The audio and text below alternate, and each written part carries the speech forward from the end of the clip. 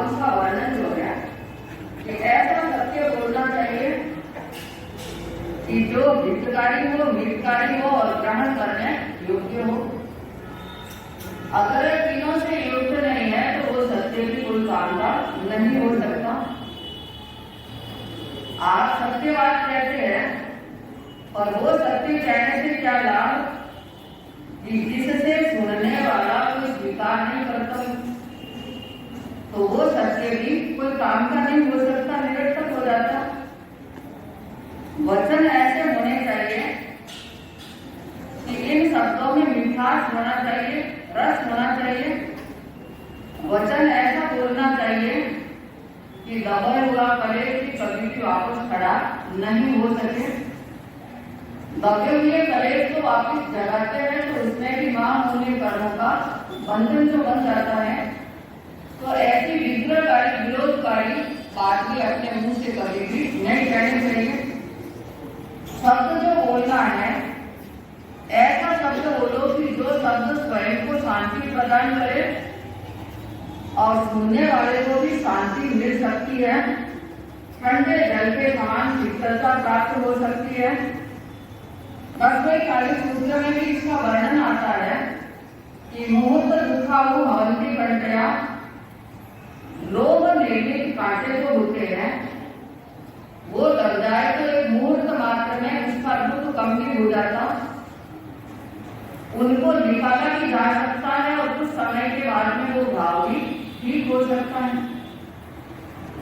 लेकिन वैर विरोध बढ़ाने वाले, महाभय को उत्पन्न करने वाले कठोर वचनों का उच्चारण जो करते हैं, हृदय से कठोर वचन जो निकालते हैं, तो वो उन तीक्ष्ण लोहे के कांटों से भी ज्यादा खतरनाक हो सकते हैं, बड़े दुखदायी हो सकते हैं। लोहे के कांटे लगे हुए वो घाव ठीक हो जाते और वचनों के घाव मिटना बड़ा मुश्किल का कार्य। समय समय पर वो तरोताजे छूटते रहते हैं। इसलिए ऐसे वचन कभी भी मत बोलो कि जो हृदय में घाव कर जाए और समय समय पर वो याद आते रहे। फिर वर्णन तो आगमों में है, उत्तराधारी सूत्र में भी कि जहाँ सुनी पूरी करनी निक सिद्धई सबको एवं दूसरी का पढ़ी है मोहरी निक सिद्धई। आप कई बार बोलते हैं और सुनते भी हैं कि जिस प्रकार सड़े कान वाली कुतिया को सब जगह से दूसरा निकाल दिया जाता है, कोई भी अपने घर में उसको बिठाते नहीं है, उसी प्रकार से कुत्सित आचरण करने वाला, साधु संतों से अपशब्द बोलने वाला, व्यर्थ में धर्म से द्वेष रखने वाला, अत्यधिक वाचाल जो होता है, अपने मुंह से बिना विचारे शब्द जो निकालता रहता है, ऐसे व्यक्ति भी सर्वत्र जगह से तिरस्कार को प्राप्त करते हैं, अपमानित तो हो जाता है।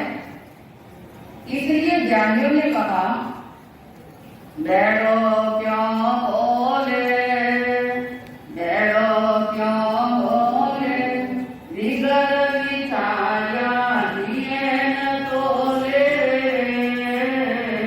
बैठो क्यों बोले, बैठो बोलिया गैर बंधे गो, प्रीति पलक में टूटे, संधियोड़ा सग पण आपसरा, छिन्न में छूटे, बैठो क्यों बोले, बैठा वचन से जड़े काल जा, पति पत्नी भी रूठे, बैठा वचन से भ्रात मित्र की मन में बोटे, बैठो क्यों बोले। गुरुदेव महोदय देवती महाराज की ये पंक्तियां, बैठे का मतलब है कि कठोर वचन क्यों बोलना। कड़वे वचन बोलते हैं तो जो प्रेम आपस में होता है वो एक पलक में टूट जाता है। कई सत्कार संदेह हुए हैं वो भी टूट जाते हैं। वचन कड़वे बोले और आपके संबंध भी टूटे, ये भी नहीं बोलना चाहिए। कई प्रकार से पति पत्नी के मध्य में भी विनाश हो जाता है। आपस में कड़वे वचन बोलते हो, एक दूसरे के मरण बोलते हो, तो वहां पति पत्नी का भी आपस में वैर विरोध खड़ा हो जाता। बैरा वचन जो है, भ्राता मित्र कुटुंब परिवार उन सब में विरोध जो हो जाता है, इसलिए ऐसे बैरे वचन कभी भी नहीं बोलना चाहिए। ये सत्य की बात